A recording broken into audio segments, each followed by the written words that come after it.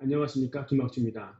작년 연말에는 증시가 큰 조정을 받았습니다. 올해도 그럴까요? 과거가 미래에 항상 반복하는 건 아니지만 그러한 요인들이 구조적으로 숨어 있다면 우리가 연말에 증시를 좀 피하는 것이 맞을 것 같습니다. 연말에 이 주가가 약한 이유들을 한번 살펴보죠. 제뉴얼 이펙트라는 게 있습니다. 그러니까 미국 같은 경우에 펀드에 평가 손실이 난 주식을 팔아서 그것을 현실화시키면은 그만큼 과표에서 빠지게 됩니다.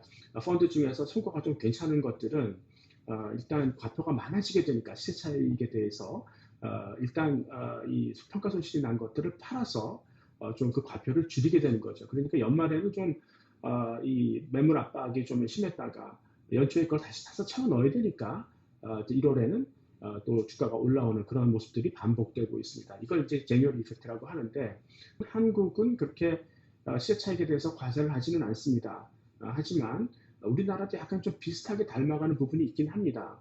지금 뭐 코스피 종목 같은 경우에는 지분 1%, 코스닥 종목은 지분 2%, 그 주식 보유 금액이 15억 원을 넘어가게 되면은 대주주로 간주가 됩니다. 그 시세 차익에 대해서는 양도세를 22% 내게 되는 것이죠. 그리고 특히 이제 2021년 4월부터는 주식 보유 금액이 3억 원을 넘어가면, 그러니까 웬만한 투자자들은 다 대주주로 간주가 돼서 시세 차익에 대해서 세금을 내게 됩니다. 우리나라 투자자분들도 연말 실질 주주로 확인되기 전에 한번 주식을 팔았다가 연초에 다시 사서 채워 넣는 현상이 발생을 할 것 같습니다. 그 다음은 크리스마스 이펙트라는 것도 있습니다. 그러니까 미국이라든가 유럽, 홍콩, 싱가포르 같은 경우에는 이 펀드 매니저 가운데 성과가 좋은 분들, 그런 분들은 12월 초순부터 일단 보유하고 있는 지분의 상당 부분을 정리해서 이 수익률을 확정한 다음에 크리스마스 휴가를 가벼운 마음으로 떠나게 됩니다.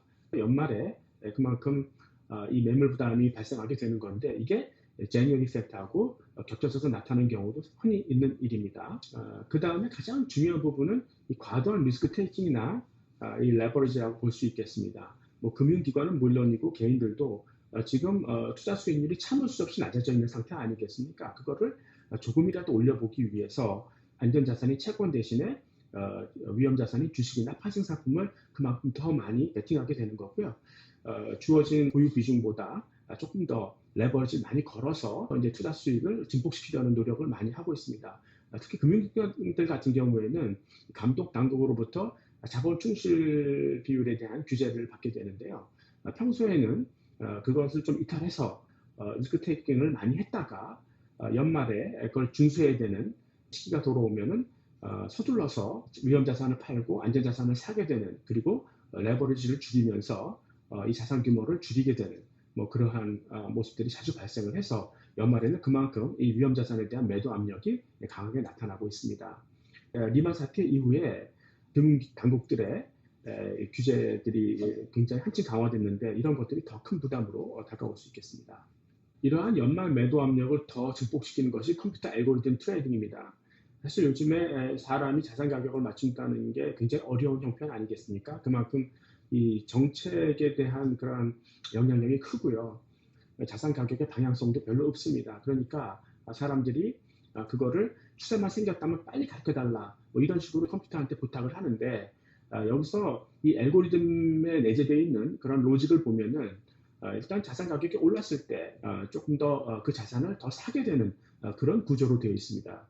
주가가 오를 때 기계들이 몰려들어서 더 자산 가격의 거품을 만드는, 근데 그거에 반대되는 현상도 그대로 존재합니다. 그러니까 연말에 이렇게 매도 압력이 생겨서 주가가 하락하게 되면 기관들이 달라들어서 더 주가를 끌어내리게 되는, 그래서 이제 이 주가 하락폭이 더 증폭되는 그런 모습들이 나타나게 된다는 것이죠.